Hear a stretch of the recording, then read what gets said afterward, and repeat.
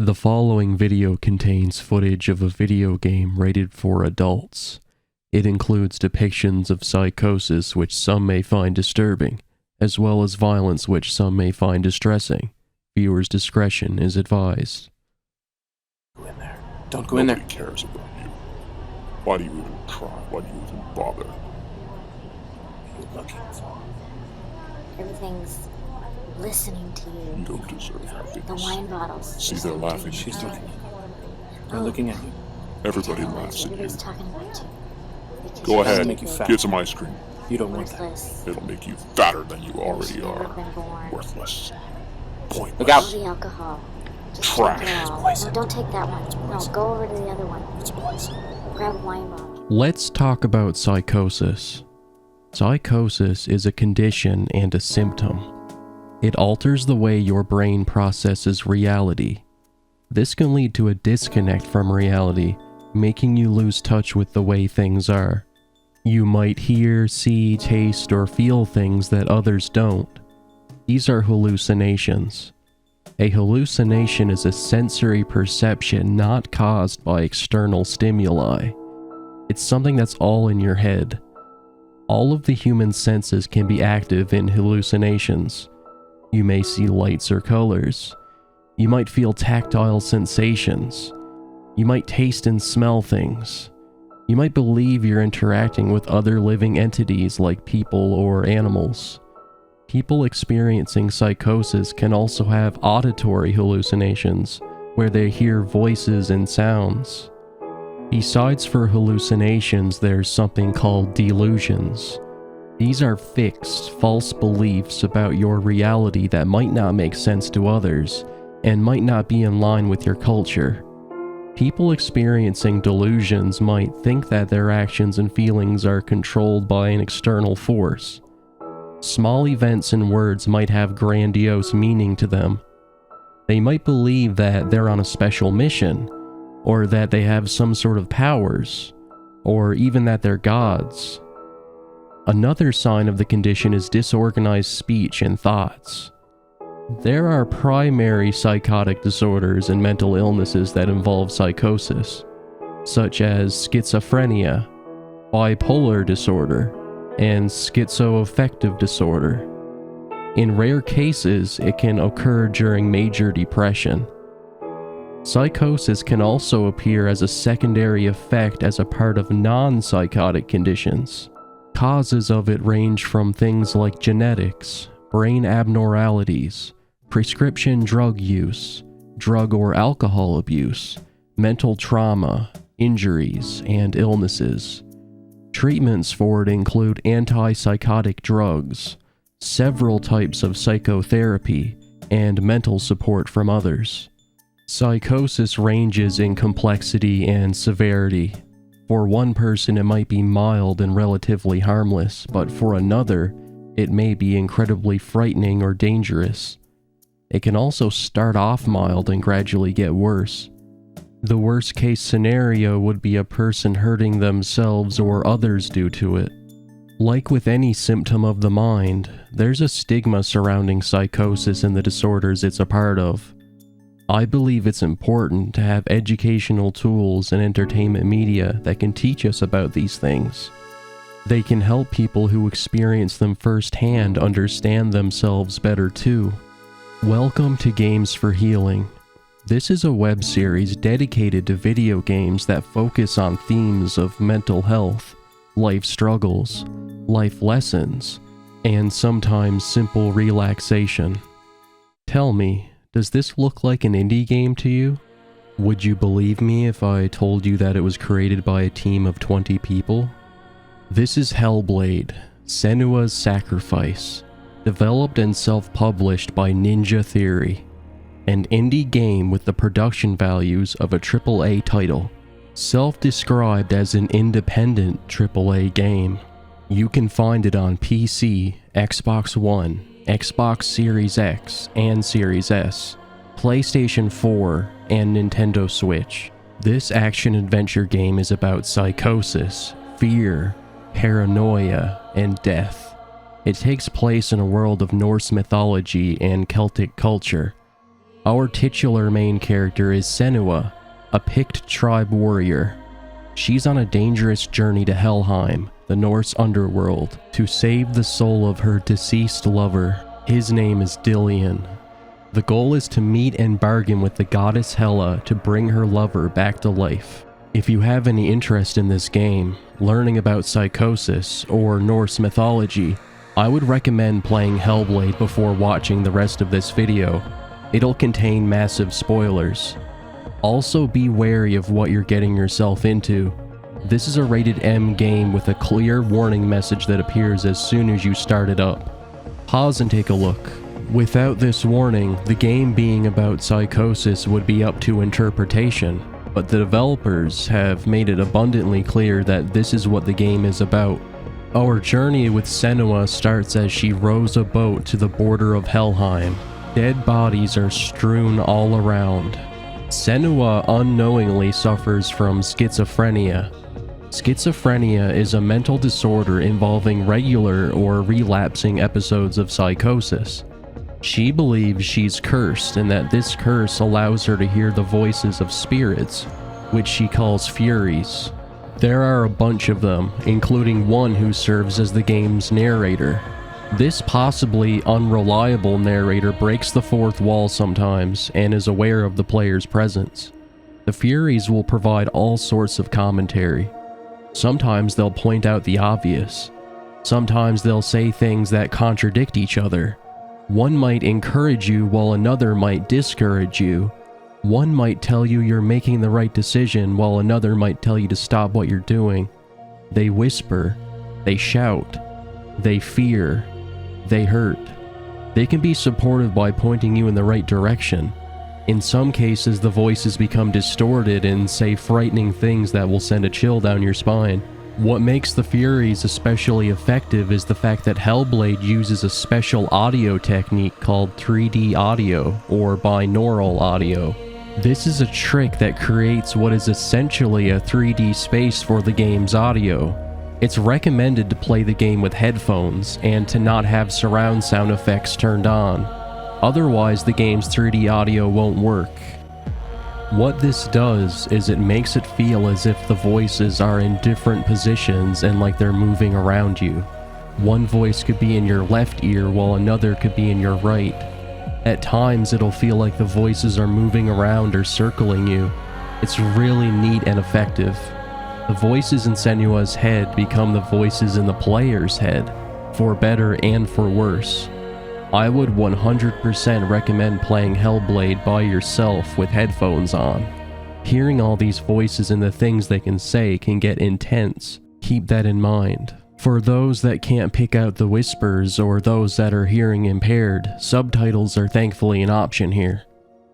There are voices in her head other than the Furies. There's Druth, Senua's deceased friend/mentor who taught her the legends of the Norse people. The game is filled with what it calls lore stones, where Druth will tell stories of Norse mythology. He also acts as a guide. Senua will hear the voice of her dead lover, Dillion.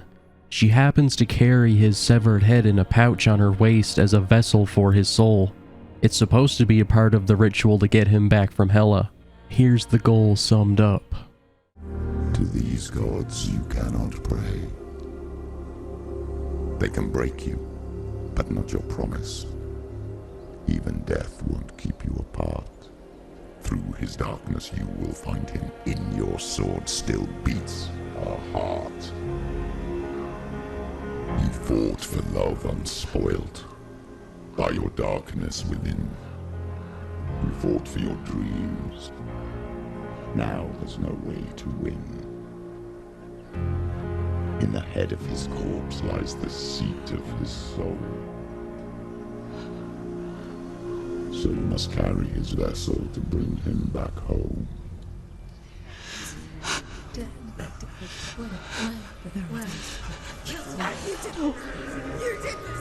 No!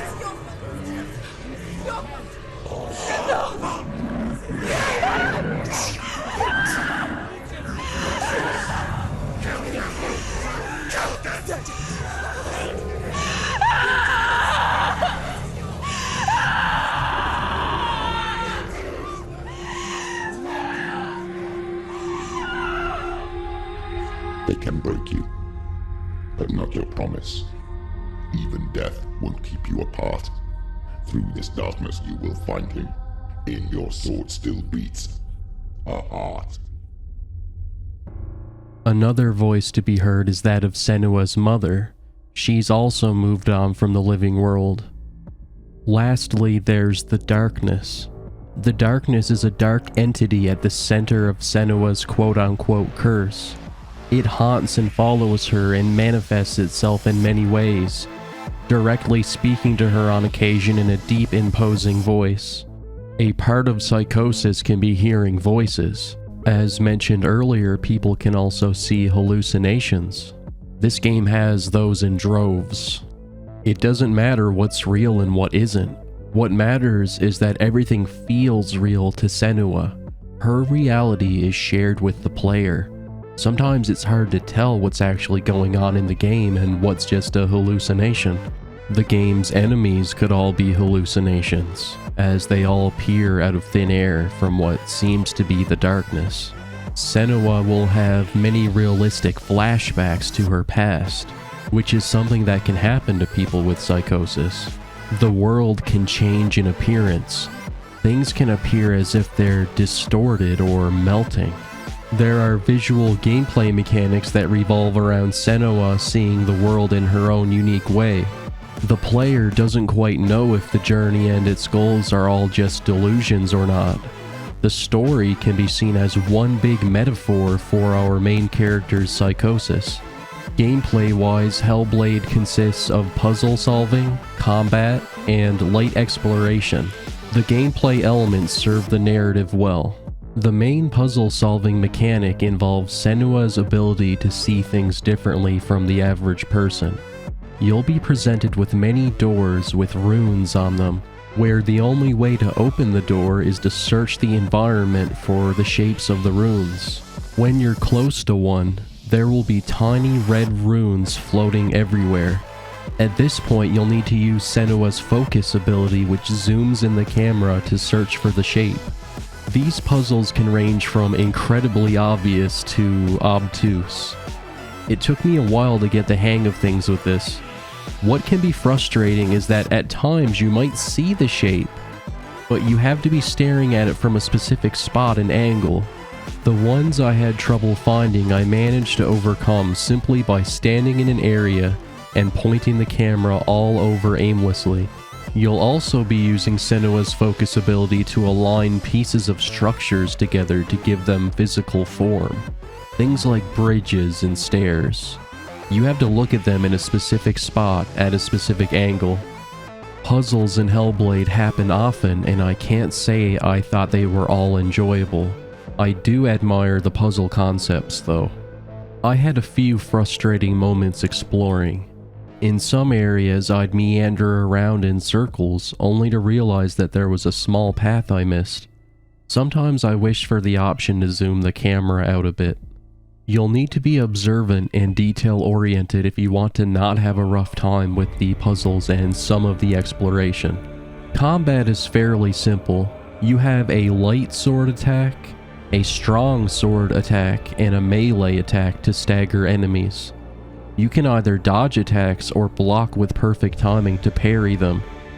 Blocking without perfect timing will still work but won't leave you as much time to get hits in. Some enemies are too heavy to stagger, and some attacks are too heavy to be blocked. The button that's used to run normally can be used in battles to charge at opponents. There aren't a whole lot of enemy types, and more are slowly introduced as the game progresses. Some would argue that the combat is too simplistic and repetitive. While I can agree that it's repetitive, the combat is just so satisfying and stylish that I never got bored of it. It also didn't feel like a problem for me because combat encounters are spread apart fairly widely. Fights won't be happening in quick succession. More enemy variety would have been great though. Fights get more interesting the more enemies are on screen at once. It can get tricky. Oftentimes they'll be out of the camera's view and you'll take a cheap hit. You'll need to be fully aware of your surroundings. This is rectified a bit by the audio. Enemies have huge audio tells that let you know when they're about to attack. and the voices in Senua's head will tell you when to evade. The voices will always be reacting to the fight, giving advice, reacting to damage, and patting you on the back. You'll always be locked onto one enemy at a time, and you can alternate who you're targeting whenever you like. Hellblade only has 3 bosses, but they all make big impressions. Story time. In order to enter the Helheim Gate, Senua must go through 2 tests. One involves going through sequences of running through burning and suffering, while screams surround you and the Furies urge you to run. It's very stressful. The other test involves navigating a forest where going through these arches alters the environment. Both tests end in boss fights, one with the fire giant Surt, and one with the god of illusions, Raevenn. She crosses the bridge to Helheim and is one-shotted by Hela, knocked off the bridge with her sword shattered. Senua considers suicide and ends up scarring her face instead. She then has a new goal, to assemble the shards of a sword that can kill gods. Each shard involves a trial, one where you follow a voice through a dark labyrinth, one where you travel through a light world and a dark world through mirrors to solve puzzles, one where you have to reach a house in a swamp, which you must then escape while being chased. The last trial takes away Senua's sight. You have to navigate in the dark with nothing but sounds and shapes to guide you, all while avoiding pulsating monsters. These 4 shard trials can be done in any order. Whenever you complete one, you get a piece of backstory. We find out that Senua's mother had the same condition as her, and saw it as a gift. Senua's highly religious father viewed it as a curse, and burned her mother alive. Senua was only 5 years old when this happened right in front of her, bringing her great distress and causing her to repress the memory. She then grew up constantly being convinced by her father that she's cursed and evil. He abused her physically and mentally. She was isolated from the world and rarely left the house because of him. She would later meet Dillion, who never saw her as cursed. The two would fall in love and run away to his village, only to see that a lot of people there had died of a plague. Senua believed her curse to be the cause. She leaves in exile for a year and returns to find out that everyone had been killed by raiders, including Dillion. This is when she made a vow to save his soul. Senua lived her whole life dealing with abuse and blame, with the only people who ever understood her taken away from her. Having a traumatic childhood worsened her psychosis significantly. After claiming the god-killing blade, Senua is warped to the Sea of Corpses, full of blood and contorting bodies. She later loses Dillion's head and seeks to retrieve it. This section of the game involves navigating a dark place where the light is considered safe, while staying in the dark for too long causes Senua to lose her mind and die. Dying in this section feels a lot like a jump scare with the imagery and distorted sounds. I won't show it. The boss of this area is the Guardian of Helheim, Garm, who was using the darkness to stalk you. Garm appears as a massive rotting boar creature. The fight is very tricky. Partway through, everything will go dark. You'll be hit with strobing red lights while you're still fighting the boss. You'll have to rely on your pattern and sound recognition to know when to dodge. After defeating Garm in the darkness, it's time to enter Hela's domain. You must assemble a bridge, then cross it while taking on an enemy gauntlet. Then an epiphany happens. Senua realizes what the darkness that has been haunting her for the whole game really is. It's a representation of the mental and physical abuse that her father put her through. He convinced her that she was a cursed evil monster.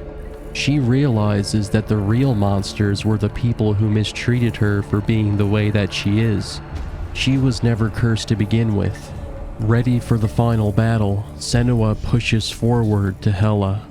The game goes into overdrive here. Hela summons undead warriors, but Senua is stronger and more determined than ever. She strikes them all down. Hela also summons the bosses fought prior, this time taking on shadowy forms. Eventually, you may notice that the enemies never stop spawning. A voice in Senua's head will start telling her that it's time to stop and that she's only hurting herself. The player has to sacrifice themselves and lose. Even if you don't realize that you have to sacrifice yourself, you'll probably eventually fall to the Horde.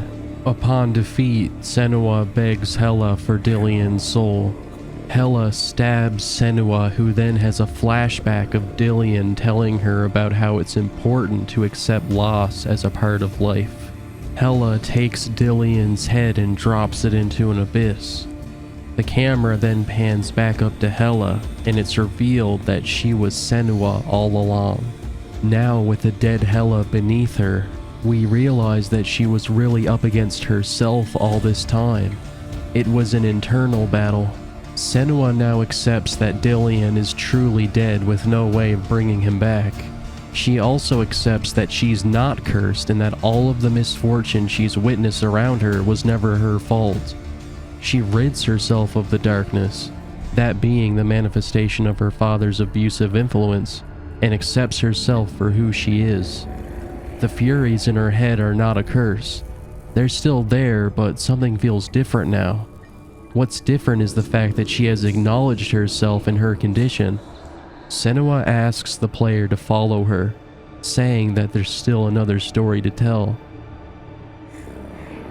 The game ends on this note as a beautiful lyrical song plays and we get the credits.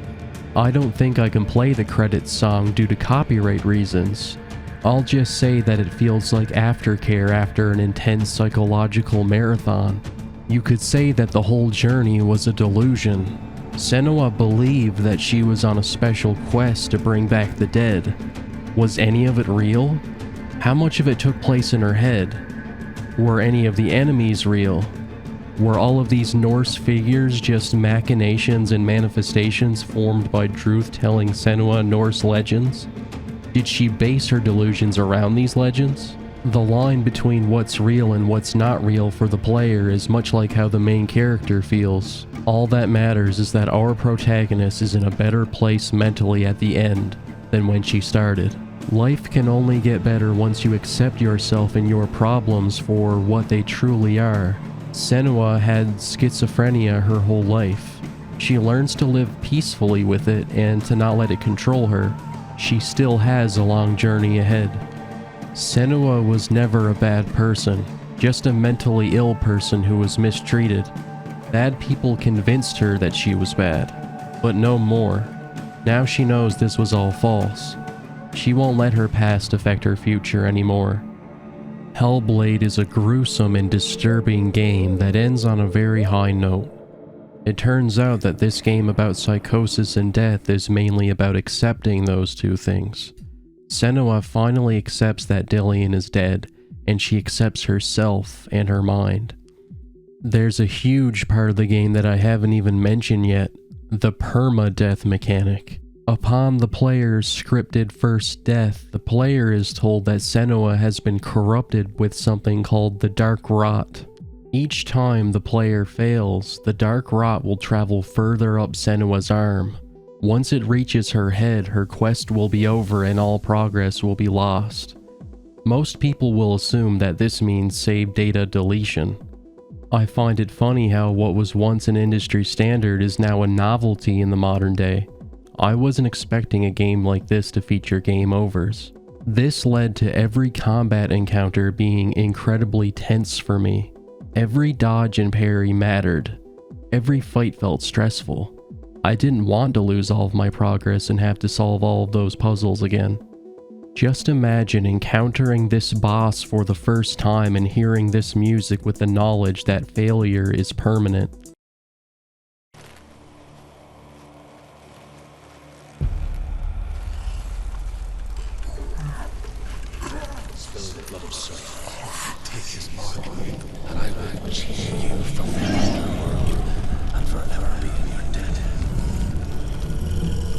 You destroyed everything! me! Fight me now!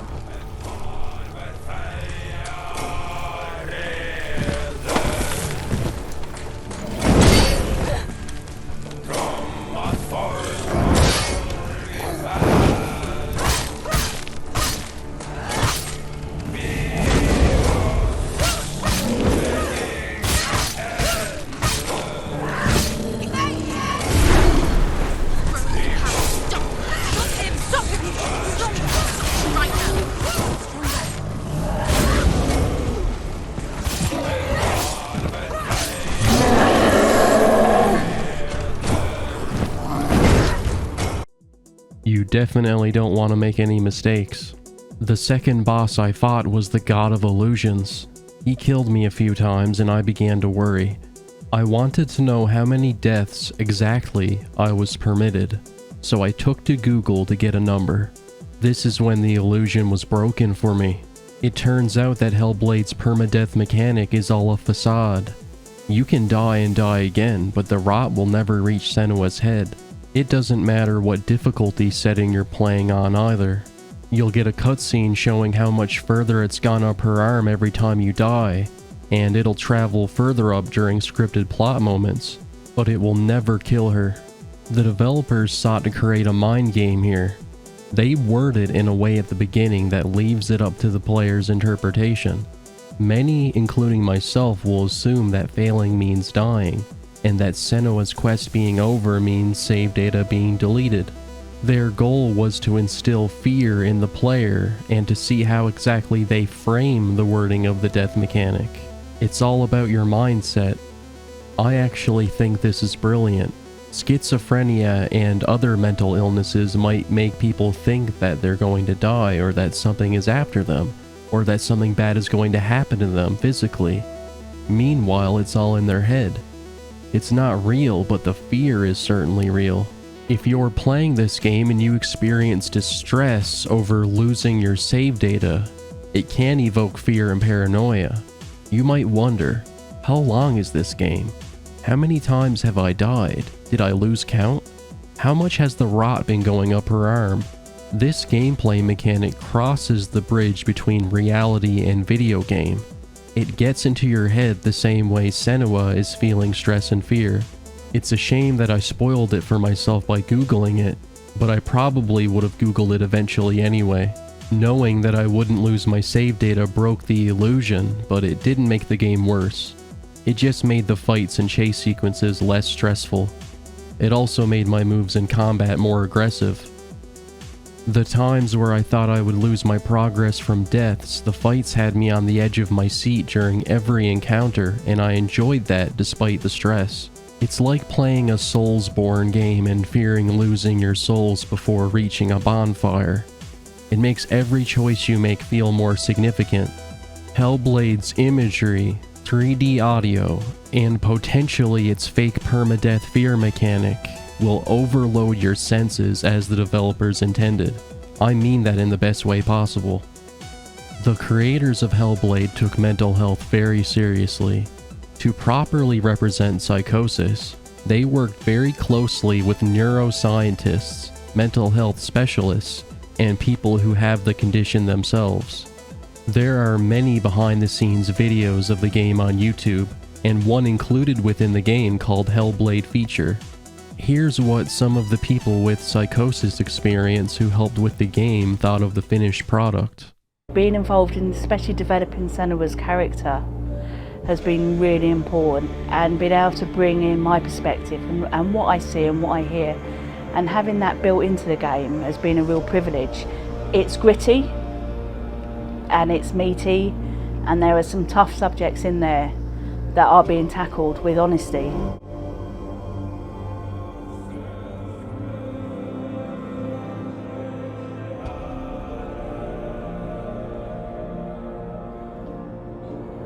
I was blown away by it today, absolutely blown away. It was just fantastic to get the opportunity to use our lived experience in a very creative way. There's nothing tokenistic about the work we've put in. It feels like we've been listened to, things have been taken on board, and I think there was a lot of realism in the game itself, and it feels very authentic.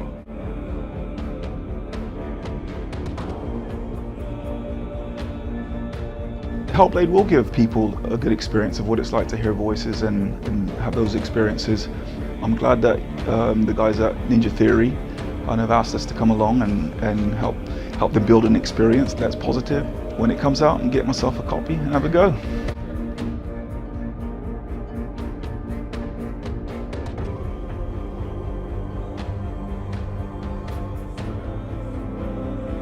I think all the way through I was really inspired by how the conversations have translated into the game in a way that I think I didn't imagine was possible. So wonderful, really wonderful. I have yet to even talk about the game's graphics and overall presentation. For an independent game, it sure does look good. It goes for the gritty, hyper-realistic style. Everything is detailed and lovingly crafted. There's also a photo mode, which I forgot about, for anybody who likes those and wants a closer look at things. The sound design is on point. As mentioned earlier, the 3D sound does wonders. Wearing headphones will not only immerse you in the voices, but in the sounds of nature too. Speaking of the voices, the voice acting is amazing. Senua was originally going to be voiced and motion captured by a professional actress. This person dropped out of the project as Ninja Theory's budget wouldn't allow for a professional actress to commit to the role. They ended up hiring the person they asked to test out the motion capture technology, a Ninja Theory employee. She had no prior acting experience, yet somehow gives an award-worthy performance with her voice and motion capture. She really dedicated herself to the role, and she gives so much character to the character. Senua is a badass warrior, haunted by abuse and fear, living with the condition that she doesn't yet understand or embrace until the end. Some of the characters in the game are actually live action. When Senua has flashbacks and hallucinations of people like Druth, her mother, her father, and Dillian, they're all real people. There's something uncanny about it, but in a really good and effective way. Seeing a motion captured animated character, seeing real people, really adds to the concept of Senua's perception of reality being blurred by her psychosis. All of the performances and voice acting are done exceptionally well. If I didn't know any better, I would have assumed that every character was played by a trained actor. Hellblade's music is also done well. My personal favorite song is the one that plays during the final fight. It's a very powerful kick of adrenaline. I would absolutely recommend this game to anybody interested. It might be overwhelming for some people. If you don't want to play but you want to experience the story, you could watch a playthrough online. But I assure you that it won't go as hard as being in the driver's seat and playing it by yourself with headphones on. In 2018, Hellblade was given virtual reality support. I can't imagine how intense and immersive that must be. Some people might denounce Hellblade, calling it a movie game or a walking simulator. I think that big cinematic experiences like this are more than welcome in the gaming industry. There's so much variety out there. Games can come in all shapes and forms. Taking the role of Senua and seeing the world as she does is something that only the gaming medium could do. It doesn't take advantage of the medium as much as it could, but it does enough. The hard work and effort that the developers put into this piece of art should not be discredited. Despite Hellblade's weaknesses, like its sometimes frustrating puzzles and repetitive combat with not enough enemy variety, I would say that I really enjoyed it. I would even go so far as to say that this will probably go on to be one of my most memorable gaming experiences. I'm already looking back on it very fondly. I'm very glad to have played it, and to have researched and learned more about Psychosis because of it. I think that's what the developers strived for. A video game that stands as a strong experience and as a medium for mental health awareness. It's not often that media goes into things like Psychosis and its potentially dark depths. So I'm glad that they broke through this concept that was seemingly taboo. Clearly, this game has not worsened any stigma or perpetuated any stereotypes. It's brought more awareness and understanding of Psychosis to those that have played it. It does this while being a riveting piece of art. I'm definitely looking forward to the sequel. I've read feedback and comment sections on Hellblade, It seems a lot of people find it relatable in that it's helped them accept themselves. Being mentally ill does not mean that you're broken or bad or beyond healing and happiness. It just means you're unwell. The people who antagonize the mentally ill and demonize them, those are the bad ones. Stigma is a massive obstacle in making the world a more understanding place, but we can all be kind and work together to eliminate it. You have a place in this world. You belong. Until next time, I'll see you later. Stay strong out there. Wait. What is it? It feels... It's different. It feels... It's okay. Is it okay? This is where my story once began. It's different. And so it has to end here, It's changed. because I cannot see further than this. Follow us. We have another story to tell. My friend, go with her. This now will be your story to witness.